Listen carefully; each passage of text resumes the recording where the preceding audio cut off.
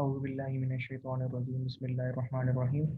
I welcome you all in the online session of Power Generation course. Hope you all are fine and having good health. Up till now, if you have any kind of query in previous sessions or lectures, feel free to ask with me. I will answer your question and resolve your queries. And if you do not have any kind of query or question, we continue the session in regular way. In previous session, I have discussed the numerical. That would be numerical 6. In this numerical, we have discussed the maximum demand, and maximum demand reflect by the load curve. In If we observe the whole load curve, the load line reflect the maximum demand from 16 hours to 20 hours, that is 70 megawatt. That is 70 megawatt. You can see here. So the maximum demand according to the load curve is 70 megawatt. In part 2, units generated per day. Units generated per day, that is area in kilowatt hour under the load curve. We can find the form, we can find this generated unit per day from 40 into 6 hours. If you see this thing, 40, 0 to 4 hours, sorry, 6 hours. 0 to 6 hour means 6 hours generated unit 40 megawatt. So 6 to 40, and then 4 hours to 50 megawatt. The next one is 6 to 10 hours. 6 to 10, these are 4 hours, and the generated unit or megawatt would be 50 megawatt. So 50 megawatt. By the 2 hours generated or capacity, that is utilized by 60 megawatt, and 4 hours by the 50 megawatt 50, 4 hours by 70 megawatt, and 4 hours by 40 megawatt. All these things are in megawatt. So to reflect all the things in kilowatt hour, we have to mention a kilowatt of these things here.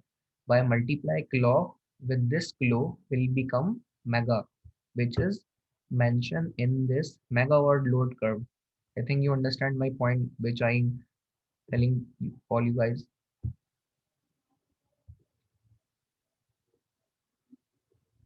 Okay. Now multiply the suffix terms with each other, and at the end add all these terms. After multiplication, we got the value, and also multiply 10 to power 3 with this one. We got the value 12 into 10 to power 5 kilowatt hour. These numerical are also important in final exam, but same question is not given to you. That questions would be complex in sense you understand all the things. Sir Yes. Sir ये area में 10 की power cube है, ये थोड़ा सा मुझे समझ में नहीं आया है। अच्छा, देखें यहाँ लिखा हुआ था load in megawatt. Okay okay okay okay sir sir sir megawatt है तो फिर 10 की पावर 6 आनी चाहिए थी। जी देखें 10 टू पावर 3, और ये लिखा हुआ उसने किलो, तो किलो ओके और ये किलो मेगा बन गया। Yes sir yes sir the practical unit of power is kilowatt, but in generating side, load side, and reflecting side would be megawatt, but calculating unit would be kilowatt. Remember this thing. So most of the things, the result would be mentioned in kilowatt. Right sir. Now moving towards the part 3, that is average load, units generated per day. So unit generated, you can also set this is the generated unit per day divided by the 24 hours. So divide by this thing, we got the value 50,000 kilowatt. This is the average load. And at the end, part 4, load factor. How can we find average load divided by the maximum demand?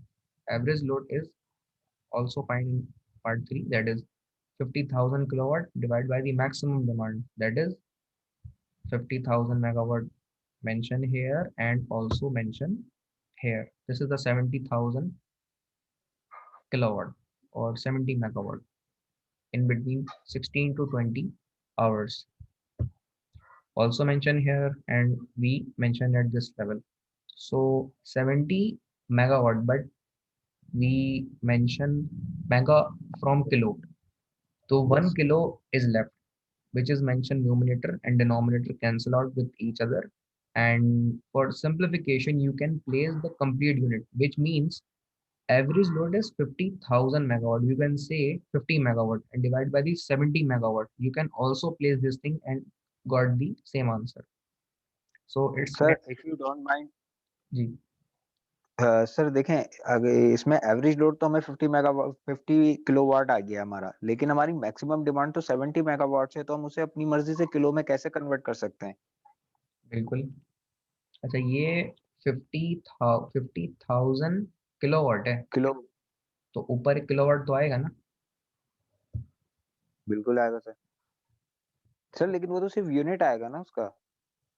नहीं, unit नहीं आएगा, वो पूरी entity kilowatt है। तो नीचे जो एक 70, मैं यही कह रहा हूँ कि आप 50 मेगावाट लिखें और नीचे 70 मेगावाट लिखें, दोनों को डिवाइड करें, उससे भी सेम आंसर आएगा।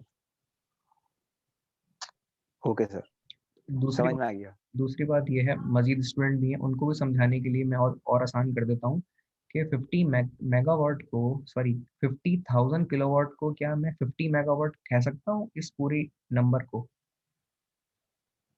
Yes sir.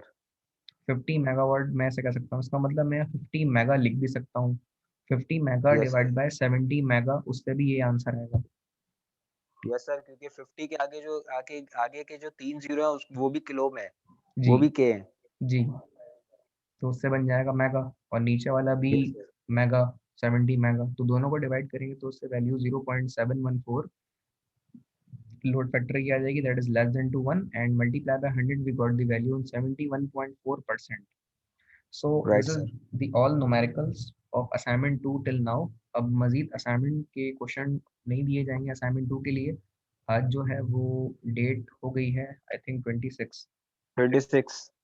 तो 31 is the last date to submit assignment 2। So आपके पास मजीद आज 4 दिन भी हैं, 4-5 दिन है, तो ये क्वेश्चंस भी इंक्लूड करके असाइनमेंट 2 कंप्लीट हो जाएगा। यहाँ तक ये न्यूमेरिकल्स हमारे पूरे हो जाते हैं। Up till now if anyone have any kind of question और query in today's numericals session, please ask और raise your hand, I will answer your question और क्यूरीज। अगर अटेंडेंस ली हो किसी ने तो काइंडली वो शेयर कर दें ऑफिशियल ग्रुप पे हमारे, अगर नहीं ली हो, और अगर नहीं ली तो अभी लेके शेयर कर दें ऑफिशियल ग्रुप पे। बिलाल अहमद मौजूद है हमारे साथ, मुबशिर तारिक, मोहम्मद रहीमो। जो पहले सेशन के नहीं ले सके दूसरे सेशन के लिए अटेंडेंस शेयर, स्क्रीनशॉट निकाल जी लिए। जी सिराज साहब शेयर कर दीजिए आप वो। नुमान मकसूद, रहीमो, मुबशिर तारिक, जी सिराज मौजूद हैं। आप लोगों को कोई डिफिकल्टी आज के सेशन में है तो सर, पूछें।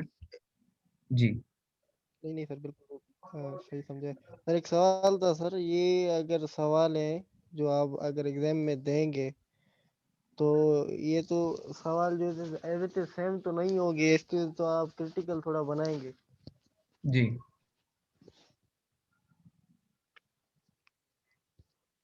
तो सवाल क्या है, बस यही इतना ही सवाल है।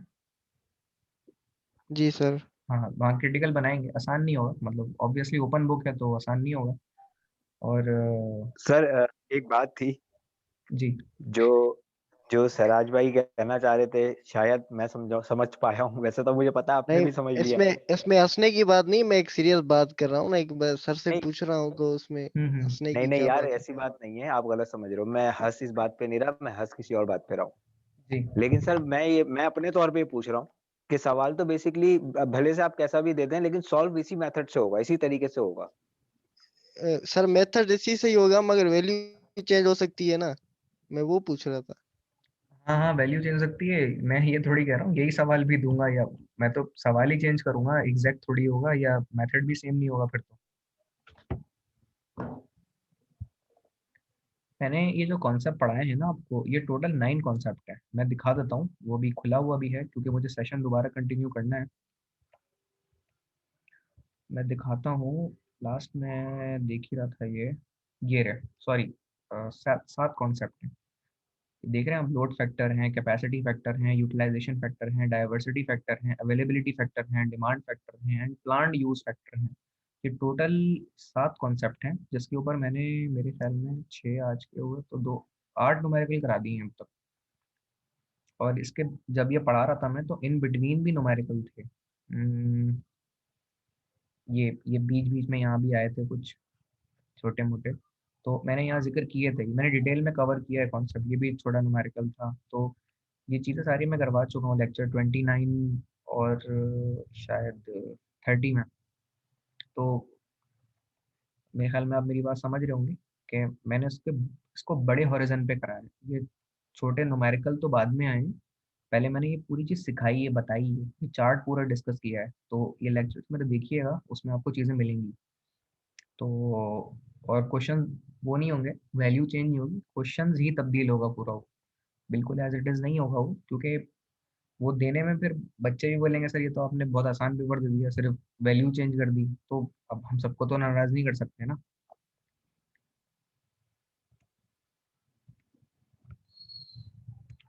सो ये लेक्चर खुल गया तो फिर कंटिन्यू करते हैं। This the load estimation lecture has been end at this level, so we start today's another aspect from chapter 3, that is gas turbine power plant. So इनकी टाइप्स को आज देखेंगे और इनके कंस्ट्रक्शनल एनालिसिस एंड जो process हैं इनमें combustion और दीगर चीज़ों को हम देखेंगे। Up till now if anyone have any kind of query, please feel free to ask, and I'm requesting with Saraj, please share today's attendance in our official WhatsApp group. And if you have any kind of query, any one of you, please feel free to ask with me. I will answer your questions. So I'm start today's session. Introduction. The gas turbine in such plant obtains its power by utilizing the heat energy from the burn gases in the combustion chamber, inside which fuel and air combustion process take place. Air combustion means the burning aspect. Uh, take place means जहाँ पर वो जलाया जाता है उसे। I think आप लोगों ने ये न्यूज़ सुनी होगी, प्रीवियस वीक के इलेक्ट्रिक की कॉन्फ्रेंस भी, प्रेस कॉन्फ्रेंस उन्होंने बुलाई थी और उसमें बताया था कि जो कराची के यूनिट के लिए उन्होंने 900 मेगावाट का दावा किया था, उनमें से एक यूनिट वो मार्च 2021 में लगा चुके होंगे। न्यूज़ सुनी किसी ने अब तक की जो करंट ट्रेंड्स में है? नहीं सर। अच्छा जी, तो इसको देखें। और के इलेक्ट्रिक का जो ऑफिशियल पेज है उसके ऊपर भी उन्होंने 2-3 अच्छी न्यूज़ शेयर की हैं, उसको देखें। जो 900 मेगावाट का के इलेक्ट्रिक की उन्होंने दावा किया था कि हम 2021 में 900 मेगावाट की जनरेशन कर लेंगे, उसका 900 मेगावाट को उन्होंने 2 पार्ट में ब्रेक किया। और इसका मैंने क्वेश्चन भी असाइनमेंट, सॉरी, मिड का क्वेश्चन नंबर 6 था, वही चीज़ थी। और इत्तफाकिया तौर पे भी पिछले वीक में उन्होंने ये चीज़ फुलफिल कर भी ली एक यूनिट के तौर पे। बिन कासिम यूनिट 3, जितने लोगों ने लोकेशन का जवाब दिया था वो सही भी था, और आप देखें बिन यस सर। कासिम यूनिट 3 ही लग रहा है वहाँ पे। और 450 मेगावाट का एक यूनिट, उसकी टरबाइन आ गई है, अब उसको फंक्शनिंग के लेवल पे लेके आते जा रहे हैं। और वो एक यूनिट जो है वो 450 मेगावाट मार्च 2021 तक कराची को प्रोवाइड कर दिया जाएगा। और मेरे ख्याल में फिर कुछ महीनों बाद उसका जो एक यूनिट 3 का यूनिट 2 है उसका, वो भी बिन कासिम पावर प्लांट यूनिट 2, और 900 मेगावाट का जो यूनिट 450 मेगावाट है वो भी आ जाएगा। 900 मेगावाट को 2 यूनिट में उन्होंने तकसीम किया है, एक 450 मेगावाट, एक और 450 मेगावाट। तो अभी मार्च 2021 में 450 मेगावाट का यूनिट के इलेक्ट्रिक के सिस्टम में इंक्लूड हो जाएगा, और उससे एक अच्छी खासी जनरेशन मजीद सिस्टम में इंक्लूड होगी, और लोड शेडिंग का दौरानिया होपफुली कुछ इलाकों में अब कम हो जाएगा उसके बाद। तो इस तरह की न्यूज़ देखा करें। ये बीइंग इलेक्ट्रिकल इंजीनियर हम सबको इससे अवेयर होना चाहिए कि जो एक बड़ा प्राइवेट सेक्टर है कि इलेक्ट्रिक, वो अपनी किस तरह अपग्रेडेशन कर रहा है। और इवन वो प्रेस कॉन्फ्रेंस जो है वो कुछ 1 घंटे 26 मिनट की है, वो प्रेस कॉन्फ्रेंस देखें। उनमें उन्होंने लोड फ्लो एनालिसिस बताया है, और धाबी जी पे किस तरह काम हो रहा है, मोरो में किस तरह से वो अपनी लाइंस को ले रहे हैं, सिंक्रोनाइजेशन कैसे हो रही है, और वो जो अब तक के जो सस्पेंशन इंसुलेटर और जो ग्रिड पुराने हो चुके हैं उनमें से कितना मेगावाट वो गुजार रहे थे ड्यू टू लॉसेस, और अब उनको रिकवर और बेहतर करने के बाद, अपग्रेड करने के बाद, उनमें से अब कितनी इलेक्ट्रिसिटी को कैपेसिटी वाइज बढ़ा चुके हैं वो। ये प्रेस कॉन्फ्रेंस जरूर देखें उनकी, जाकर उनके ऑफिशियल फेसबुक पेज पे अवेलेबल है वो प्रेस कॉन्फ्रेंस। मैं वो देख रहा था उस वक्त, और अपनी क्लास के बाद शायद या वीकेंड पे हो रही थी वो, तो मीडिया पे हुई थी, और बड़ी बेहतरीन प्रेस कॉन्फ्रेंस है। उसको ज़रूर जाके देखें कि इलेक्ट्रिक के ऑफिशियल पेज पे टाइम निकालें, किसी रात के पहर में देखें वो, और उसमें आपको एक बड़ा अंदाज़ा होगा कि हम जो चीज़ें पढ़ रहे हैं और फील्ड में जो चीज़ें हो रही हैं वो काफ़ी हद तक कोलैबोरेटिव वे में समझ भी आ जाएंगी आपको। तो सीनियर स्टूडेंट्स से मैं एक्सपेक्ट करूँगा कि वो चीज़ ज़रूर देखें। वो प्रेस कॉन्फ्रेंस बहुत इंपॉर्टेंट है, उसको आप सब देखेंगे जाके वो चीज़। लेकिन बड़ी प्रेस कॉन्फ्रेंस है, स्टार्टिंग टूवर्ड्स एंडिंग जरूर देखिएगा। मैंने देखी है स्टार्टिंग के कुछ पार्ट्स उसके। कंटिन्यू करते हैं सेशन को। Okay.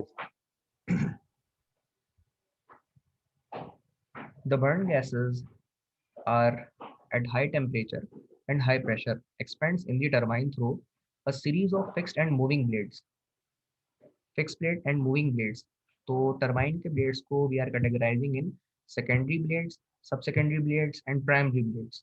These are the two aspects of compressor then turbine. Turbine further divided into sections that would be fixed and moving blades in exactly similar operation as in the steam power. Same operation can be happened in steam turbine. The simplest form of gas turbine power plant consists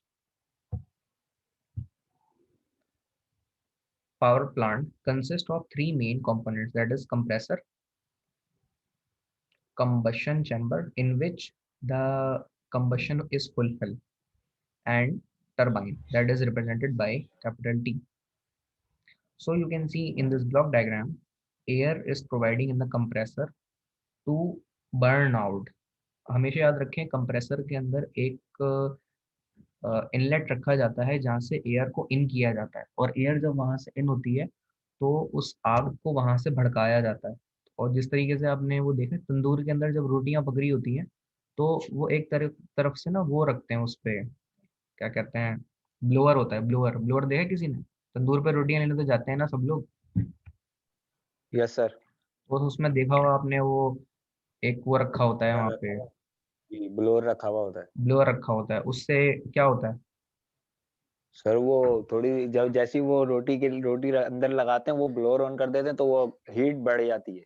heat बढ़ जाती है, तो उससे होता ये है कि जो प्रेशर है उसको बढ़ाने में आसानी होती है, और दूसरी बात यह है कि आपको आग भड़काने के लिए दो चीज़ों का सहारा लेना पड़ता है। बेसिक नेसेसिटी को समझिएगा, या तो लकड़ियां बढ़ा लें या तो फूंक मार दें। इन दो दिक्का वोटी बनाते हैं ना, बारबेक्यू करते हैं आप दूसरी तीसरी ईद को, अगर सब मेरे घर में सब लोग तो मुस्लिम ही है ना, चेक कर लूँ भाई, यस सर। एक नॉन मुस्लिम भी है, गलत बात हो जाती है। तो बहरहाल हम जब वो ये करते हैं तो उसमें आग भड़काने के लिए जो है वो फूके मारते हैं, मतलब ये सब लोग तकरीबन करते हैं, हम सब भी करते हैं।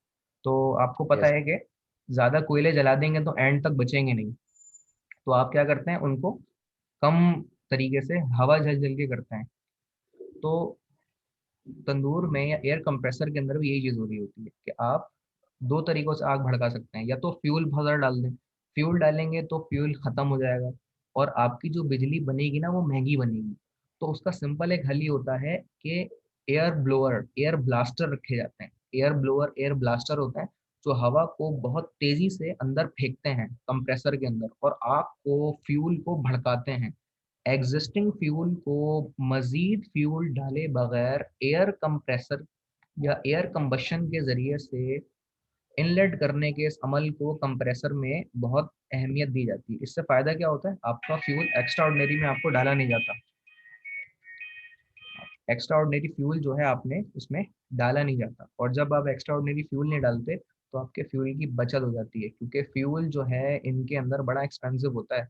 जो मैंने लेंथ्रासाइड, कैल्साइट किस्म के कोयले दिखाए थे आपको स्टार्टिंग में, और गैस हो गई या हमारे फर्नेस ऑयल हो गया, ये बहुत एक्सपेंसिव फ्यूल हैं। इनको जलाना और बहुत ज़्यादा जलाना आपको बिजली महंगी प्रोड्यूस करवा सकता है इस मकसद के लिए। और जब महंगी बिजली पैदा होगी तो ऑब्वियसली इसका असर फिर आवाम पे आएगा, महंगी बिजली वो खरीदेंगे और वो जितना भी यूनिट जलाएंगे वो उनको और मजीद महंगी पड़ेगी। तो उसका आसान तरीका ये होता है, कंप्रेसर के अंदर जब आप वो बर्नर के अंदर जला रहे होते हैं तो एयर ब्लास्टर के जरिए से आग को भड़का दें। आपका फ्यूल आपको कम जलाना पड़ेगा और इस तरह से वो इस्तेमाल हो जाएगा। अच्छा, सर उसके थोड़ा सा बाद एक चीज को यहाँ पे क्लियर करिएगा। जी जी। सर ये कंप्रेसर के अंदर इन्होंने प्राइमरी फैन लगाए हुए हैं, ब्लेड्स लगाए हुए हैं, हम्म। ठीक है।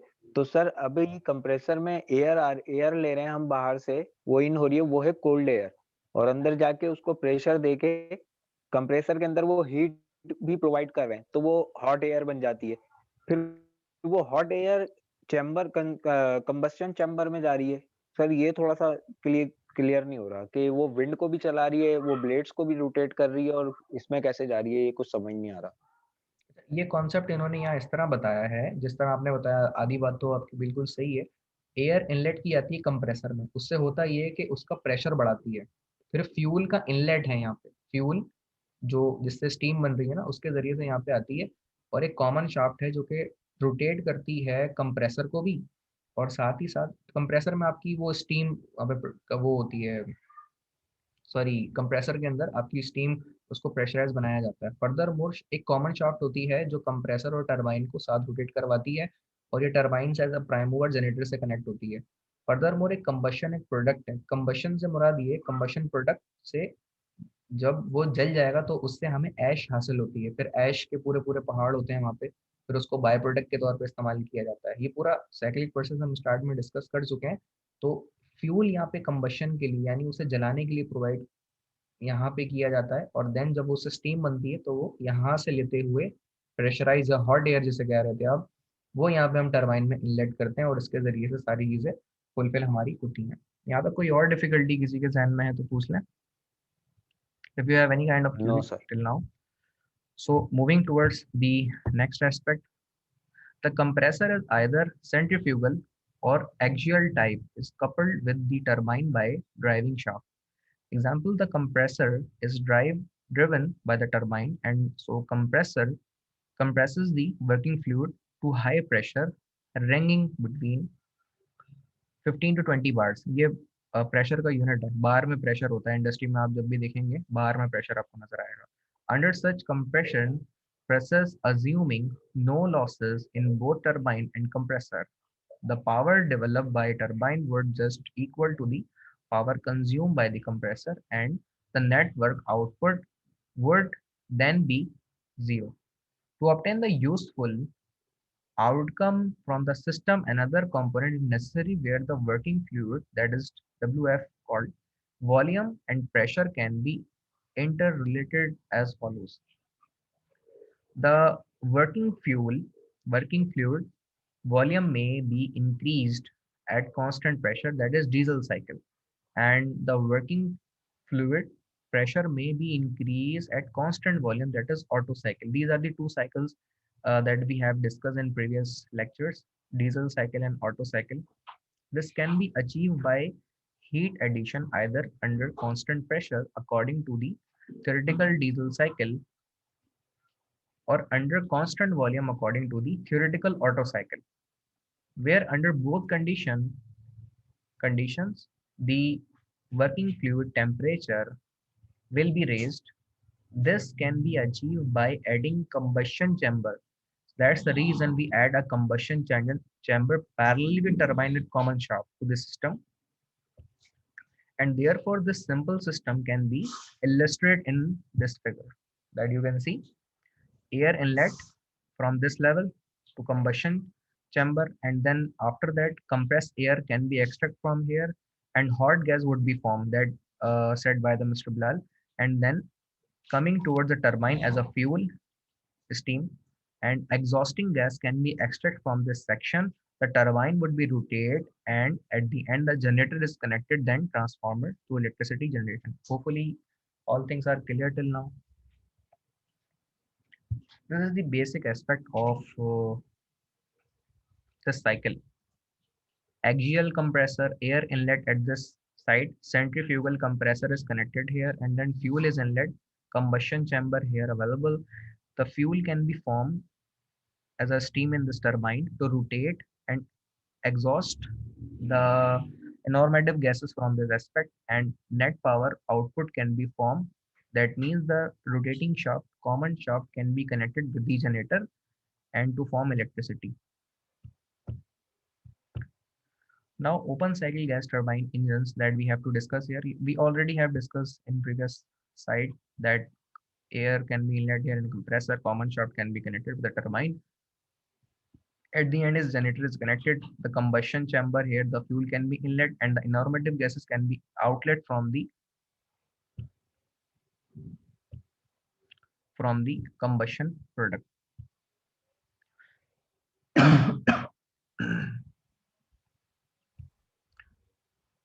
If anyone have any kind of query, please feel free to discuss. In this aspect of slide, you can see the exhaust or normative gases when produced, it would be in its fluid, cooling fluid to cool down that gases, and again inlet to as air in this compressor to compress the air, and the overall cyclic process repeat and repeat it again. The overall Otto cycle and again the cyclic can be repeat here as a Carnot, and thermal cycle repeat and repeat again, adiabatic and all the aspect. We have also a kind of question in wind as well. These are the 5 aspects that we have discussed: compressor, combustion chamber, turbine, generator, intercooler, that is mentioned here already. From this slide, we continue the session in tomorrow's lecture. Up till now, anyone have any kind of query or question, please feel free to ask. I will answer your question or query. Otherwise, I end this lecture. So hopefully Okay, sir. no one have any kind of question. So we will meet in tomorrow's session. So Allah Hafiz. Okay, sir. Allah Hafiz. Take care.